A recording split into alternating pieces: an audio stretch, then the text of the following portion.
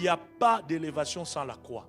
Toute élévation passe par la croix. Si tu refuses le chemin de Gethsémani, si tu refuses le chemin de Golgotha pour atteindre le ciel, tu ne pourras pas atteindre ta gloire. Parce que le chemin qui amène à la gloire par rapport à la destinée que Dieu a attachée dans ta vie s'appelle Gethsémani, s'appelle Golgotha. Tu dois passer par là. C'est par là que Dieu forge ton caractère. C'est par là que Dieu te prépare. C'est par là que Dieu t'apprend à les sanctifier. C'est par là que Dieu brise ton orgueil. C'est par là que Dieu t'apprend à lui donner la gloire qui lui reviendra dans ta vie quand il commencera à faire des choses dans ta vie.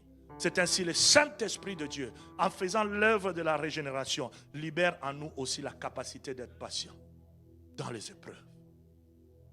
Quelqu'un comprend? Le cinquième fruit, nous voyons la bonté. La bonté, c'est simplement un cœur rempli de compassion et de miséricorde.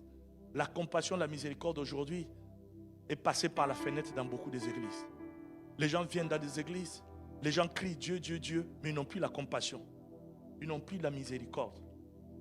La majorité des chrétiens sont devenus plus méchants que les païens. Et je peux vous assurer, bien aimé, ça ce sont les fruits des fins des temps. Mais nous devons remettre la croix au centre. Parce que si la croix revient au centre, le Saint-Esprit pourra faire son travail. Et si le Saint-Esprit fait son travail dans le cœur, le Saint-Esprit révélera en nous la bonté. Nous serons remplis de compassion. Nous serons remplis de la miséricorde.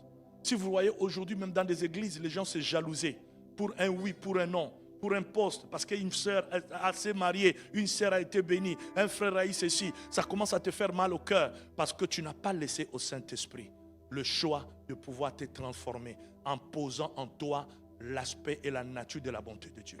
Parce que quand on vit dans la bonté de Dieu, on est content pour nos frères, on est content pour nos sœurs, on est content pour autrui. Quand quelqu'un est béni, on est content. Quand quelqu'un est élevé, on est content. Parce qu'à chaque fois que Dieu va te bénir, Dieu va te donner d'abord une échantillon. Il faut bien retenir ça. Dieu, avant de t'élever, Dieu va te montrer les gens qui sont élevés. Dieu, avant de t'utiliser, Dieu va te montrer les gens qu'il a déjà utilisés. Dieu, avant de faire quoi que ce soit en toi, Dieu va te montrer des gens qui ont déjà ce que tu as.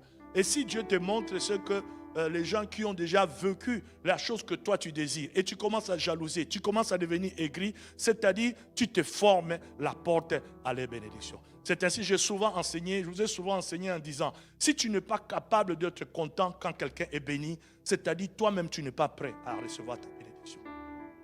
Est-ce que quelqu'un me comprend? C'est ainsi l'Esprit de Dieu dans l'œuvre de la transformation vient libérer en nous la bonté.